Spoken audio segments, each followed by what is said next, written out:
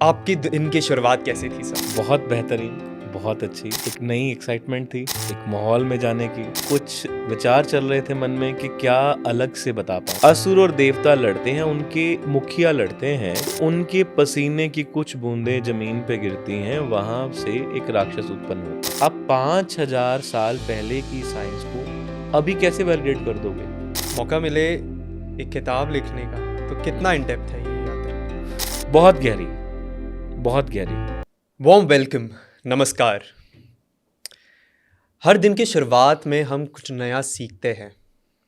जब आप उठते हैं अपनी इस नींद से और उस दुनिया के दौड़ में लग जाते हैं तो कई बार एक वर्ड दिमाग में हिट करता है, पॉज। एक रुकावट, एक पीस, और वो learning process. Yes, the learning process कभी रुकना नहीं चाहिए। जिंदगी की इस दौड़ में हम अक्सर सोचते हैं कि क्या 21वीं सदी में वो चेंज ज़रूरी है। उस चेंज को आज समझने के लिए, उस पॉज को आज समझने के लिए हमारे बीच में एक ग्रेट पर्सनालिटी है। पर्सनालिटी जिसके साथ थोड़े से समय में मैंने बहुत कुछ समझा, सीखा। एक यात्रा, एक जर्नी के बारे में, इस लाइफ के बारे में कुछ ही क्षण में मैं भी बहुत कुछ समझा। डॉक्टर दीपक, पहले तो सर बहुत बहुत स्वागत है। Thank you very much. आपकी इस जर्नी, जो हमारी एक बिहाइंड द कैमरा एक जर्नी रहती है लाइफ, उसमें मैंने समझा आपके PhD in psychology, PhD in astrology, 15 साल की वो जर्नी, और अभी जो एक चेंज की हम बात कर रहे हैं, एक पैराडाइम शिफ्ट की बात कर रहे हैं, उसके बारे में हम सबसे पहले समझेंगे। और आज के इस पूरे युग में हमारी डिस्कशन थी वास्तु के ऊपर, उसके बारे में समझेंगे। तो सबसे पहले स्वागत है आपका। Thank you very much, thank you. आपकी दिन की शुरुआत कैसी थी सर? बहुत बेहतरीन, बहुत अच्छी। एक नई एक्साइटमेंट थी, एक माहौल में जाने की। कुछ विचार चल रहे थे मन में कि क्या अलग से बता पाऊंगा, क्योंकि ये जो दौर है ना, इसमें आपके पास इतना डाटा, इतनी इन्फॉर्मेशन है कि आपके लिए चुनाव करना मुश्किल हो गया है कि क्या सही है क्या गलत है। अगर मैं एक सिंगल कीवर्ड या सिंगल लेटर यूट्यूब पे, गूगल पे, किसी भी सर्च इंजन में सर्च करता हूँ, तो मुझे उस डाटा, उस कीवर्ड से रिलेटेड इतना डाटा मिल जाता है, it is hard to me to digest all the scenario. एक ही वर्ड के आपको इतने 50 मीनिंग देता है, और हो सकता है वो 50 के 50 आपके लिए मीनिंगलेस हो। राइट। जो भी चीज़ ज़रूरत से ज़्यादा है वो जहर है। आज का जो दौर है ना, ये इंफॉर्मेशन का दौर है। जब मैं सुबह उठा तो मेरे जहन में यही था, मैं सही क्या दे सकता हूँ। Beautiful sir. बट हमेशा ना एक यंगस्टर के दिमाग में, क्योंकि अगर आज की जो एक दुनिया है वो डरती नहीं है, वो इंफॉर्मेटिव वाली दुनिया है। उनको कंटेंट हर जगह से प्रोवाइड हो रहा है, हर चीज़ से प्रोवाइड हो रहा है। आपके 15 ईयर्स के इस जर्नी में और आगे के इस दौर में मैं सबसे ब्यूटीफुल चीज़ क्या देख रहा हूँ, एक चेंज जो आप एज पर द ट्रेंड आप चेंज कर रहे हैं अपने में। पहले की दुनिया बहुत अलग थी। आज की दुनिया इन्फॉर्मेशन को और ग्रैस्प करती है, हाउ, व्हेन, वेयर, वो सब समझना चाहती है। तो इस युग में आप कैसे इस रेस में लोगों को समझा रहे हैं, अब उस ट्रैक में वापस ला रहे हैं? और इसी के साथ हम एंटर करेंगे अपने इस बहुत ही इंपॉर्टेंट टॉपिक में, वास्तु के बारे में। जहन, संसार क्या है? संसार है आपके मन का विस्तार। संसार मन का विस्तार। जैसे जैसे आपके अंदर आपका संसार है, मेरे अंदर मेरा संसार है। जैसे जैसे हमारा बौद्धिक तल बढ़ता है, जैसे जैसे हम ऊपर उठते हैं चेतना के तल पे, हमारा संसार बदलता रहता है। आपके अंदर एक अपना संसार है, मेरे अंदर मेरा एक संसार है। उसी संसार में से हम अपने विचारों का विस्तार करते हैं। बिल्कुल। आज का जो युग है, उसमें अगर बदलाव नहीं किया जाएगा तो मेरे चारों तरफ इतनी तेजी से बदलाव हो रहा है, मैं पीछे छूट जाऊंगा और मैं वो सब कुछ छोड़ दूंगा जिसे फोमो डिफाइन नहीं कर पाएगा। फोमो अपने आप में पीछे छूट जाएगा, फियर ऑफ मिसिंग आउट। ये जो फोमो है ना, ये आपको कहीं का नहीं छोड़ता। बहुत सारी अनक्लैरिटीज फोमो की वजह से हैं। अनक्लैरिटीज हैं, क्लैरिटीज नहीं है। मुझे ये काम करना है, मुझे इसलिए करना है कि सब कर रहे हैं तो मैं कर दूं, क्लैरिटी नहीं है आपको। तो मैं जो अपने आप को बदल रहा हूं ना, 15 साल से ज्योतिष एस्ट्रोलॉजी कर रहा हूं, न्यूमरोलॉजी कर रहा हूं, वास्तु कर रहा हूं, तो मैंने ये रियलाइज किया कि this is the era of change, this is the era of psychology. Your mind must be straight aligned to that direction that is called success. आपको किसी कीमत पे भी सफलता चाहिए, आपको किसी कीमत पे भी तरक्की चाहिए। उसके लिए आप क्या टूल लेते हो? ये सारे जो अकल्ट की फील्ड के हैं ये सारे टूल्स हैं। राइट। एस्ट्रोलॉजी भी एक टूल है, वास्तु भी एक टूल है, वो हेल्प करता है। वेपन की तरह है, एक धारदार हथियार जो किसी को मार भी सकता है और ऑपरेशन करके किसी को बचा भी सकता है। क्लियर? तो मुझे चेंज करना ही पड़ना था। इंसान क्या समझना चाहता है, ये समझने के लिए आपको उसका मन समझना पड़ेगा। और जैसे ही मन समझोगे ना आप संसार समझ लोगे। हर एक आदमी में रहते हैं 2-4 आदमी, जब भी मिलना तो 2-4 बार मिलना। सर, इससे एक क्वेश्चन डेफिनेट उठता है। हमारा एक डिस्कशन था वास्तु के ऊपर, इसके अंडरस्टैंडिंग के ऊपर। एज अ स्टूडेंट अगर मैं आज आपके सामने बैठा हूँ, क्योंकि मैं हमेशा याद करता हूँ अपने टीचर्स को जिन्होंने स्कूल में बहुत कुछ समझाया, सिखाया। सच बताऊँ तो एक बारी हम चीटिंग करते हुए पकड़े गए थे। तो टीचर ने ना, मुझे आज भी याद है, ये कई बार एग्जाम्पल भी लिया गया है, और वो टीचर जब मैं उन्हें आज भी मिलता हूँ, उन्होंने ये बात मुझे बार बार याद दिलाते हैं। वो मैम, उन्होंने बोला था, बच्चे जब तुम स्कूल में चीटिंग करते हो ना, क्वेश्चन पेपर सेम है, लेकिन तुम जिंदगी में ना सबके क्वेश्चन पेपर अलग है। ग्रेट। तो आज का जो इम्पोर्टेंट टॉपिक है वास्तु, कितना इम्पोर्टेंट है, क्यों इम्पोर्टेंट है, क्या है जो समझना ज़रूरी है, स्पेशली आज के युवा पीढ़ी के लिए? इसकी ना शुरुआत के लिए आपको बेस में जाना होगा। बेस में मतलब फिलॉसफी में जाना होगा, फिलोथेरेपी में जाना होगा, दर्शन शास्त्र में भी जाना होगा, मैथोलॉजी में, कि असुर और देवगण लड़ रहे हैं। देवताओं के मुखिया हैं महादेव, असुर के मुखिया हैं कोई भी असुर। आप इसको नाम पे मत जाइए, समझिएगा। असुर और देवता लड़ते हैं, उनके मुखिया लड़ते हैं, तो उनके पसीने की कुछ बूंदें जमीन पे गिरती हैं, वहां से एक राक्षस उत्पन्न होता है।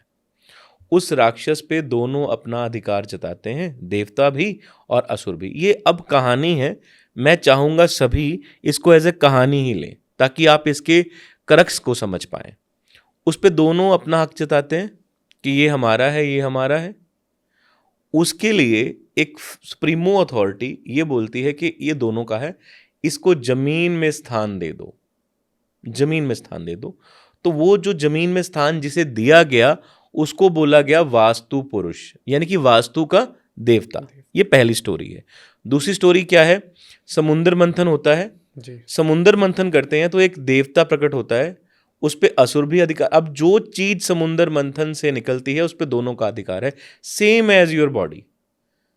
जब भी आपके भीतर विचारों का मंथन चलता है तो आपके राइट ब्रेन और लेफ्ट ब्रेन दोनों वर्किंग करते रहते हैं और कुछ निकल के आता है, उस पे दोनों का उतना ही अधिकार है, आपके डर का भी और आपके हौसले का भी।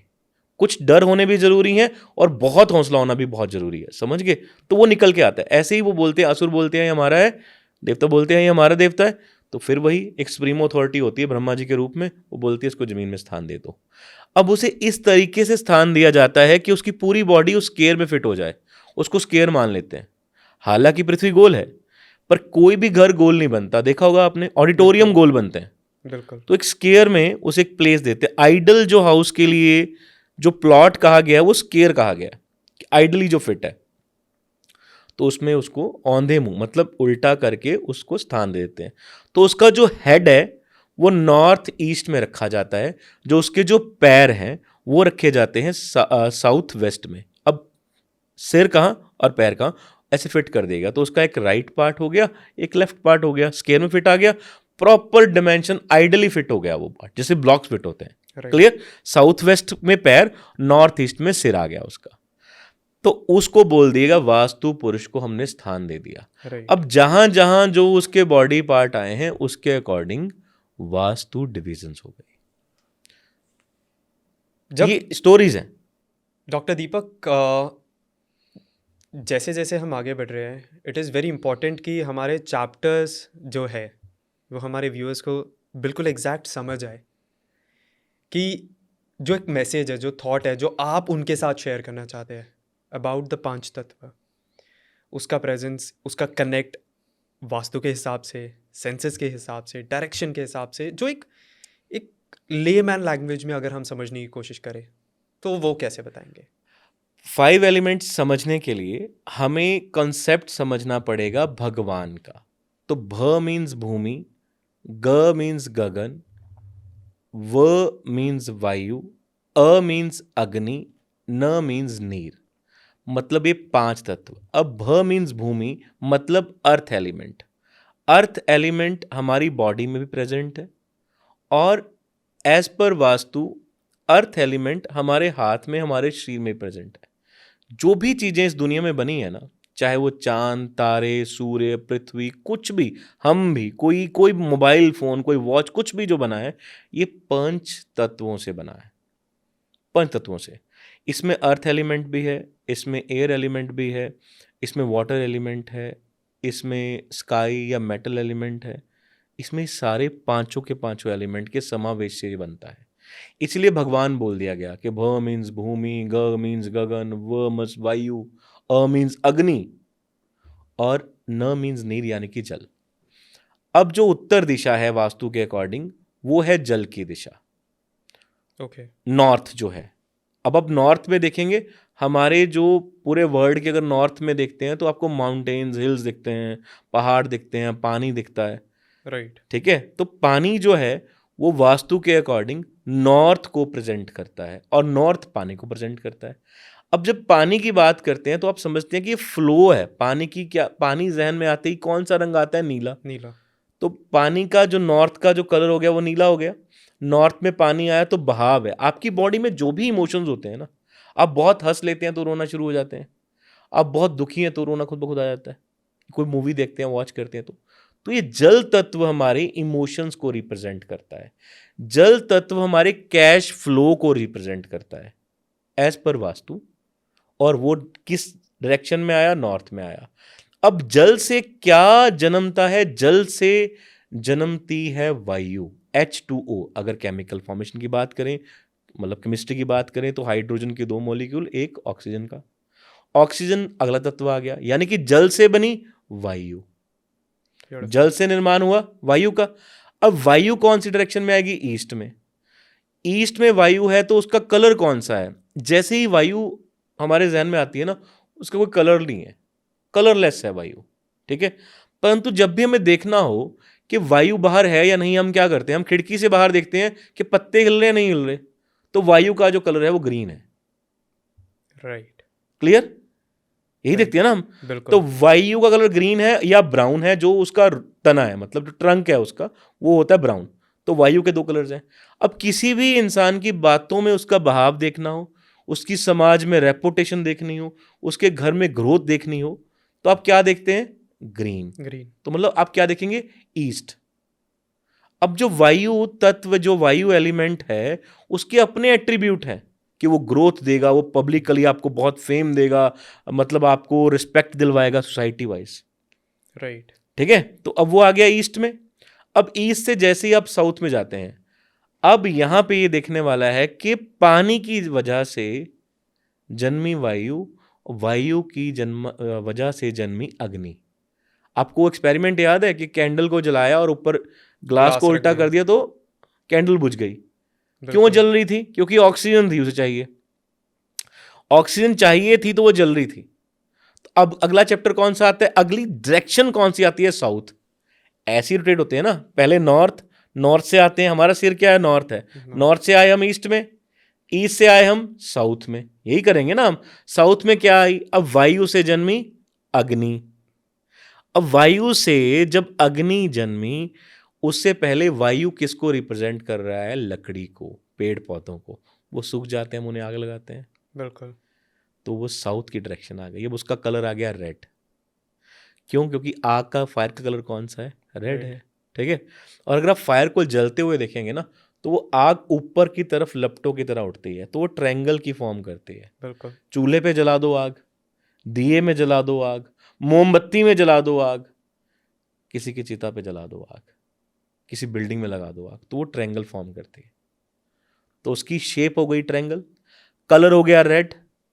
अब उसके एट्रीब्यूट्स क्या हैं, हम क्या बोलते हैं, इसकी बातों में जोश नहीं है, राइट। तो जिसके घर, जो भी डिमोटिवेटेड है, जिसमें भी जान नहीं है, इसका मतलब उसके घर में साउथ बिगड़ा हुआ है, उसके घर की साउथ डायरेक्शन परफेक्ट नहीं है, ठीक। हम क्या बोलते हैं कि उसका नाम भाई आग की तरह फैल गया, आग की तरह फैल गया, मतलब नेम फेम की डायरेक्शन भी कौन सी है, साउथ। जो ईस्ट हमें नेम या फेम दे रहा है, पब्लिकली दे रहा है, लोगों में अच्छा बना रहा है, लोगों में बढ़िया बना रहा है, ये जो है ना, ये फाइनेंशियली स्ट्रेंथ दे रहा है हमें, पैसे की दशा है साउथ। अब लकड़ी जल चुकी है, पहले पानी और वायु मिले, पानी ने वायु को जन्मा, बिल्कुल। पानी ने वायु को जन्मा, वायु ने जन्मा आग को। अब आग लग गई लकड़ियों को, लकड़ियां जल चुकी हैं, तो वो क्या बनी है, राख बन गई हैं। तो उसने किसको बनाया, अर्थ एलिमेंट को। और जब भी कोई चीज जल जाती है, अब अर्थ एलिमेंट बन चुका है, उसके बाद पीछे क्या बचता है, पीछे बचता है आकाश, आकाश तत्व, आकाश या मेटल्स, क्योंकि मेटल्स कहाँ है, पृथ्वी के नीचे है। कितना इजी फॉर्मेशन है, कितना इजी, कितना ब्यूटीफुल। पानी से, पानी और पानी ने जन्मा वायु, वायु ने जन्मा अग्नि को, अग्नि ने किसी चीज को जला दिया, लकड़ी को जला दिया, तो उसने अर्थ एलिमेंट प्रोड्यूस कर दिया। अब जिसके घर में अर्थ एलिमेंट डिस्टर्ब होगा, उसके घर में सब कुछ उथल पुथल रहेगा। पानी को फिल्टर करने के 2 प्रोसेस हैं। पहला प्रोसेस ये है कि आप उसे आरओ से फिल्टर कर लो, उसकी मिट्टी बाहर आ जाएगी, पानी बाहर, या उस गिलास को पड़ा रहने दो 10 मिनट के लिए, उसकी मिट्टी खुद ब खुद नीचे बैठ जाती है। बिजनेस फैमिली में क्या बोलते हैं यार, इसकी बातों में वजन नहीं है। जो विजडम है ना, वो अर्थ एलिमेंट देता है, विजडम कि समझ भाई, बड़ी वजनी बात करता है भाई। वजन किस में है, मिट्टी में वजन है ना। उसके बाद जैसे ही अब मिट्टी के नीचे सतह पे क्या है, आकाश है, जिसका कोई आकार नहीं है, जिसका कोई सिरोकार नहीं है, वो आकाश है, आकाश। ऐसी ही हमारी इंद्रियां हैं। ऐसी आपको मैं बहुत एक इंटरेस्टिंग कॉन्सेप्ट बताता हूं। हमारे हाथ में भी 5 तत्व है। जैसे ये हमारा हाथ है, ये है अग्नि तत्व, राइट। ये है वायु तत्व, ये सबसे बड़ा है आकाश तत्व, सबसे विशाल आकाश तत्व है, ये है पृथ्वी तत्व, और ये है जल तत्व। ये हमारे हाथ में भी है। जल के ऊपर क्या है, पृथ्वी, पृथ्वी के ऊपर क्या है, आकाश, आकाश में क्या है, वायु, वायु किस में सहायक है, अग्नि जलाने के लिए। कितना इजी है यार। और यही पिरामिड चलते हैं आजकल, देखा होगा वास्तु वाले कुछ पिरामिड देते हैं कि पिरामिड लगा लो, पिरामिड लगा लो। हमें किसी चीज को बढ़ाना है। आपने देखा हमारे ऋषि मुनि ऐसी मुद्रा में क्यों बैठते हैं, ऐसी मुद्रा क्यों होती है उनकी, क्योंकि अग्नि वायु को सहायक समझती है जलने के लिए। तो ये अग्नि मुद्रा हो गई। अब इसको बढ़ाना है अपनी बॉडी में, तो ऐसे कर लो, कम करना है तो ऐसे कर लो। मेरा सवाल यही था अगला, एक्चुअली दिमाग में ये था, बट इससे एक और, पहले आप ये फिनिश कीजिए, क्योंकि मेरा अगला सवाल बिल्कुल एक, मैं हर तरह का जवाब देने के लिए तैयार हूं। ये जो ट्रांसपेरेंसी है आजकल के आपके आंसर्स में, ये बहुत ज़रूरी है, क्योंकि जैसे हमने स्टार्टिंग में डिस्कस किया था, it is not the world of fear now, it is the world of information, it is the world of knowledge, क्योंकि लोग प्रिपेयर्ड है। पैराडाइम शिफ्ट है दोस्त। और लेकिन फिर अब एक जो सवाल मेरे जहन में आ रहा है, वो एक स्टूडेंट के तौर पे या बच्चे के तौर पे ये है कि आपने जैसे अभी समझाने के लिए साइंस का एग्जाम्पल लिया, कैंडल जलता, आपने बोला ग्लास, ये हम स्कूल में करते थे। आपने बात करी हरियाली की, आपने बात करी हर एक साइंस एलिमेंट को कोरिलेट किया। तो जो एक सवाल मेरे दिमाग में ये है कि वास्तु की टीचिंग स्कूल में ज़रूरी है कि नहीं, number one. And second, science का प्रेजेंस, क्योंकि स्कूल जर्नी के बाद तो एक लाइफ बहुत डिफरेंट ट्रैक ही पकड़ लेती है। तो क्या आपको लगता है कि वास्तु को related with science is the reality? For sure vastu को स्कूल्स में, कॉलेज में या पढ़ाना जरूर चाहिए, क्योंकि कारण ये है, आप जब तक किसी चीज को एक्सपीरियंस नहीं करेंगे, उस चीज पे एक्सपेरिमेंट नहीं करेंगे, आप उसे वैलिडेट नहीं करेंगे। दोनों बड़ी डिफरेंट टर्म्स हैं। एक्सपीरियंस करना वो मेरा निजी एक्सपीरियंस है, मैं आपको बता नहीं सकता मैंने क्या एक्सपीरियंस किया, समझना, मेरा निजी एक्सपीरियंस है, मैं आपको बता नहीं पाऊंगा मैंने क्या एक्सपीरियंस किया। ऐसे ही मैं आपको बता नहीं पाऊंगा कि मेरे एक्सपीरियंस में और आपके एक्सपीरियंस में क्या डिफरेंशिएट है, पर एक्सपेरिमेंट करके मैं आपको दिखा पाऊंगा। जैसे मैंने 5 एलिमेंट्स की बात कर दी, अब हर एलिमेंट्स अपने से पीछे वाले एलिमेंट से पैदा हो रहा है, पर आप ये समझिएगा कि हर एलिमेंट अपने से थर्ड वाले एलिमेंट को काट रहा है, उसको डिस्ट्रॉय कर रहा है। जैसे जल तत्व है, तो जल हमेशा आग को बुझा देता है। बिल्कुल। नंबर 3 पे क्या है, साउथ है, नंबर 1 पे नॉर्थ है, तो जल हमेशा आग को बुझा देगा। ऐसे ही आगे चले जाते हैं। वायु, वायु से थर्ड है अर्थ एलिमेंट, तो वायु हमेशा मिट्टी को उड़ा के लेके चली जाती है। ऐसे ही अग्नि है, अग्नि हमेशा आकाश को डिस्टर्ब करती है। ऐसे ही पृथ्वी है, पृथ्वी को क्रॉस करके, पृथ्वी को फाड़ के निकलते हैं पौधे। बिल्कुल। हर जगह जल हो सकता है, पर हर जगह पौधे तो नहीं हो सकते ना। हर जगह पौधे हो सकते हैं, पर हर तरह के पौधे या पेड़ बारिश नहीं ला सकते। तो ये वो एक्सपेरिमेंट करेंगे किससे क्या है।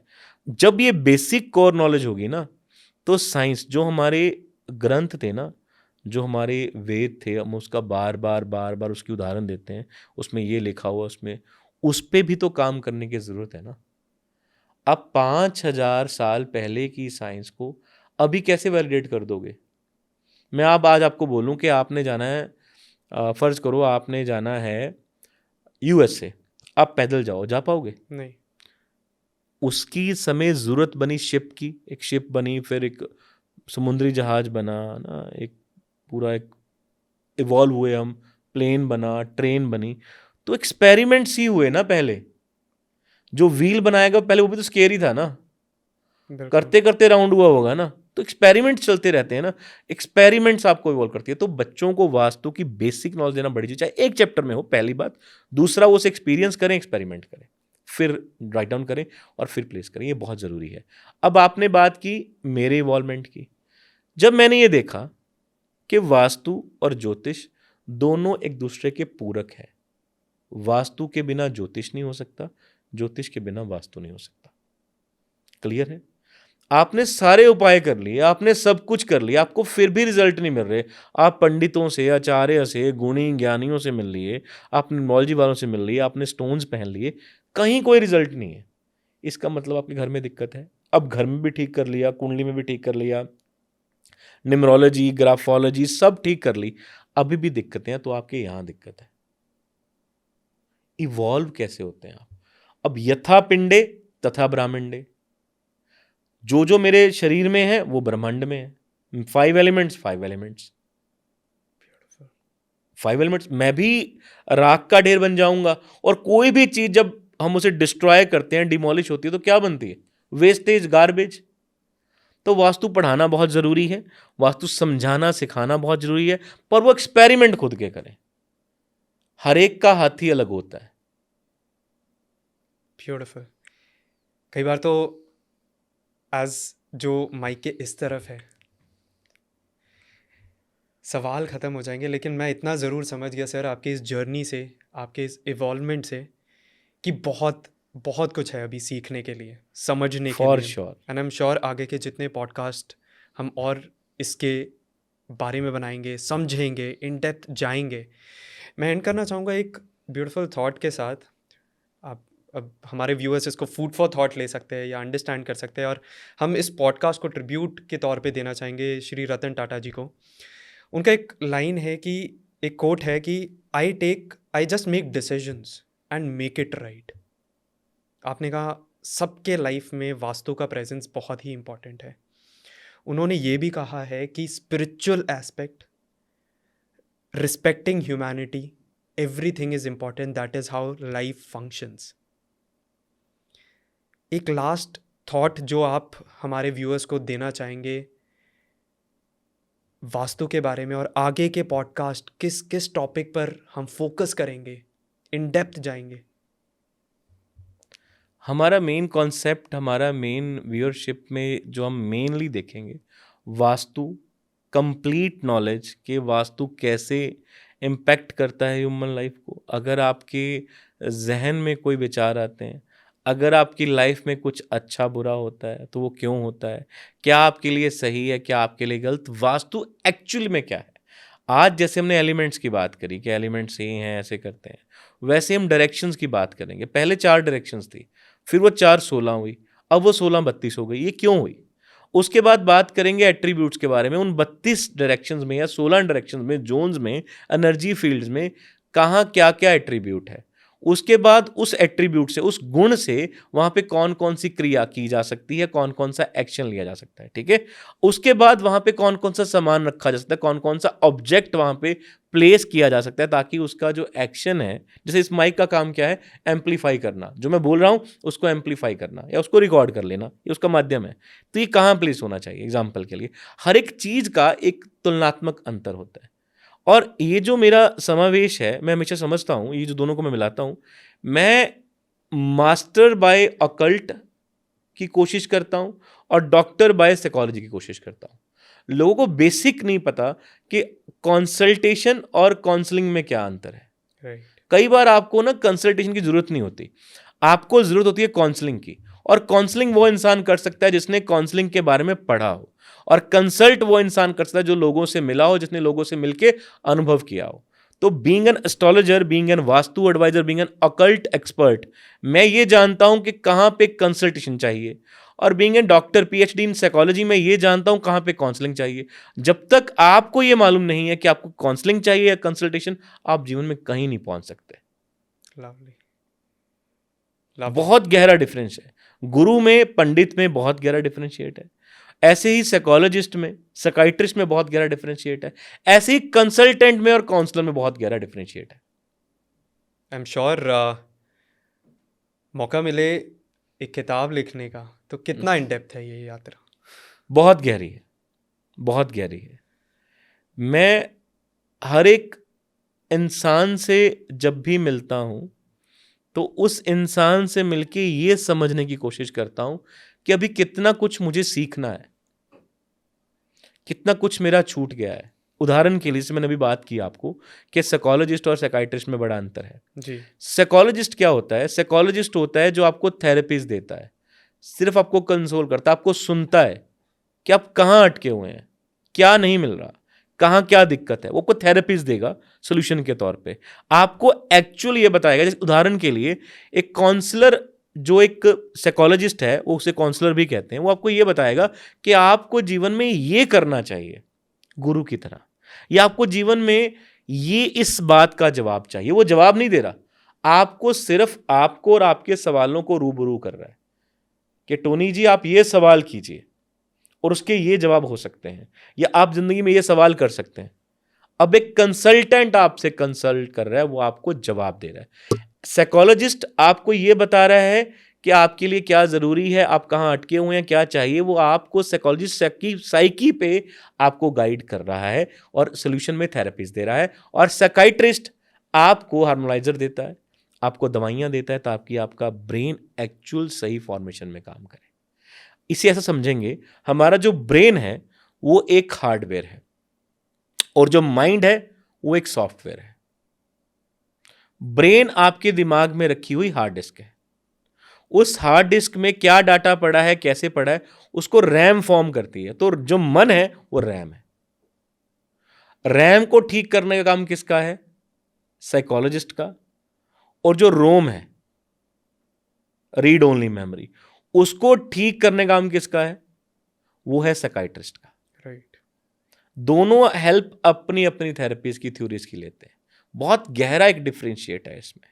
ऐसे ही आजकल के जो एस्ट्रोलॉजर्स हैं या वास्तु कंसल्टेंट्स हैं, न्यूमरोलॉजिस्ट हैं, इनके पास आधी अधूरी नॉलेज है। मैं नहीं कह रहा मैं पूरी नॉलेज वाला हूं भाई। आपको लग रहा है कि एक एस्ट्रोलॉजर आपके लिए सही नहीं बैठा, एक वास्तु कंसल्टेंट आपको सही नहीं बैठा, आपको सेकंड जरूर ट्राई करना चाहिए। क्यों? क्योंकि हमेशा मेडिकल साइंस आपको बचाने के लिए है। कभी भी किसी डॉक्टर से कोई इंसान ऐसा है ही नहीं जो बचा ही बचाओ। बहुत सारे डॉक्टरों से लोग चले भी जाते हैं, बहुत सारे डॉक्टर्स की ऐसी मिस्टेक्स की वजह से लोग मर भी जाते हैं। पर डॉक्टर गलत हो सकता है, मेडिकल साइंस गलत नहीं हो सकती। एस्ट्रोलॉजर गलत हो सकता है, एस्ट्रोलॉजी साइंस गलत नहीं हो सकती। वास्तु कंसल्टेंट गलत हो सकता है, वास्तु गलत नहीं हो सकता। ब्यूटीफुल। गलती इंसान में है, मतलब ह्यूमन एरर हो सकता है, उसमें वो साइंस गलत नहीं हो सकती।